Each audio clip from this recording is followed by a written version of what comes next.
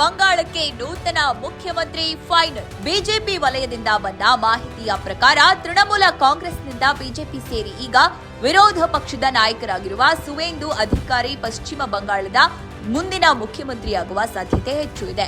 ಪಕ್ಷದ ಶ್ರೇಷ್ಠ ನಾಯಕತ್ವವು ಅವರ ಹೆಸರನ್ನ ಒಪ್ಪಿಕೊಂಡಿದೆ ಎಂದು ಹೇಳಲಾಗ್ತಾ ಇದೆ.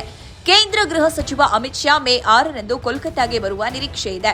ಅವರು ಹೊಸದಾಗಿ ಆಯ್ಕೆಯಾದ ಶಾಸಕರ ಜೊತೆ ಸಭೆ ನಡೆಸಿ ನಂತರ ಸುವೇಂದು ಅಧಿಕಾರಿ ಅವರನ್ನ ಅಧಿಕೃತವಾಗಿ ಮುಖ್ಯಮಂತ್ರಿ ಅಭ್ಯರ್ಥಿಯಾಗಿ ಘೋಷಿಸುವ ಸಾಧ್ಯತೆ ಇದೆ.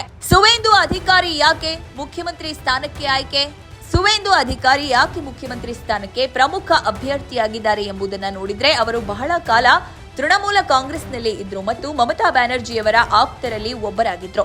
ಆದರೆ 2021ರ ವಿಧಾನಸಭಾ ಚುನಾವಣೆಗೆ ಮುನ್ನ ಅವರು ಮಮತಾ ಬ್ಯಾನರ್ಜಿ ಬಗ್ಗೆ ಅಸಮಾಧಾನಗೊಂಡು ಬಿಜೆಪಿ ಸೇರಿದ್ರು. ನಂತರ ಅವರು ಮಮತಾ ಬ್ಯಾನರ್ಜಿ ಮತ್ತು ತೃಣಮೂಲ ಕಾಂಗ್ರೆಸ್ ವಿರುದ್ಧ ತೀವ್ರ ಪ್ರಚಾರ ನಡೆಸಿದ್ರು. 2021ರಲ್ಲಿ ನಂದಿಗ್ರಾಮ್ ಕ್ಷೇತ್ರದಲ್ಲಿ ಮಮತಾ ಬ್ಯಾನರ್ಜಿ ಅವರನ್ನ ಸೋಲಿಸಿ ದೊಡ್ಡ ಸುದ್ದಿಯಾಗಿದ್ರು.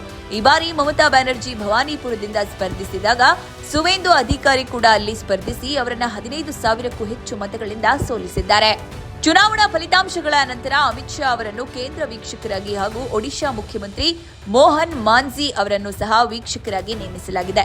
ಬಂಗಾಳ ಬಿಜೆಪಿ ರಾಜ್ಯ ಅಧ್ಯಕ್ಷ ಸಮೀಕ್ ಭಟ್ಟಾಚಾರ್ಯ ಅವರ ಪ್ರಕಾರ ಮೇ 9ರಂದು ಅಂದ್ರೆ ರವೀಂದ್ರನಾಥ ಟ್ಯಾಗೋರ್ ಅವರ ಜನ್ಮದಿನದಂದು ಪಶ್ಚಿಮ ಬಂಗಾಳದಲ್ಲಿ ಬಿಜೆಪಿ ತನ್ನ ಹೊಸ ಸರ್ಕಾರವನ್ನ ರಚಿಸಲು ಯೋಜಿಸಿದೆ. ಮಮತಾ ಬ್ಯಾನರ್ಜಿ ಅವರ ಸರ್ಕಾರದಲ್ಲಿ ಸುವೇಂದು ಅಧಿಕಾರಿ ಹಲವು ಪ್ರಮುಖ ಖಾತೆಗಳನ್ನು ನಿರ್ವಹಿಸಿದ ಅನುಭವ ಹೊಂದಿದ್ದಾರೆ.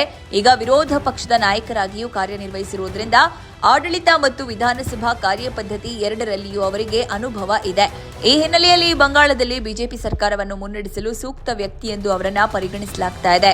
ಮುಖ್ಯಮಂತ್ರಿ ಸ್ಥಾನಕ್ಕೆ ರಾಜೀನಾಮೆ ನೀಡಲು ನಿರಾಕರಿಸಿದ ಮಮತಾ ಬ್ಯಾನರ್ಜಿ. ಮತ್ತೊಂದೆಡೆ ತೃಣಮೂಲ ಕಾಂಗ್ರೆಸ್ ಈ ಚುನಾವಣೆಯಲ್ಲಿ ಕೇವಲ 80 ಸ್ಥಾನಗಳಿಗೆ ಕುಸಿದಿದ್ದರೂ ಮಮತಾ ಬ್ಯಾನರ್ಜಿ ತಮ್ಮ ಮುಖ್ಯಮಂತ್ರಿ ಸ್ಥಾನಕ್ಕೆ ರಾಜೀನಾಮೆ ನೀಡುವುದಿಲ್ಲ ಎಂದು ಸ್ಪಷ್ಟವಾಗಿ ಹೇಳಿದ್ದಾರೆ. ಪತ್ರಕರ್ತರೊಂದಿಗೆ ಮಾತನಾಡಿದ ಅವರು, ನಾನು ಯಾಕೆ ರಾಜೀನಾಮೆ ಕೊಡಬೇಕು? ನಾವು ಸೋತಿಲ್ಲ, ಜನಾದೇಶವನ್ನು ಕದ್ದಿದ್ದಾರೆ. ನಮ್ಮ ಸೋಲು ಜನರ ತೀರ್ಪಿನಿಂದಲ್ಲ, ಪಿತೂರಿಯಿಂದಾಗಿದೆ. ನಾನು ಸೋತಿಲ್ಲ, ಲೋಕಭವನಕ್ಕೆ ಹೋಗುವುದಿಲ್ಲ ಎಂದು ಹೇಳಿದ್ದಾರೆ.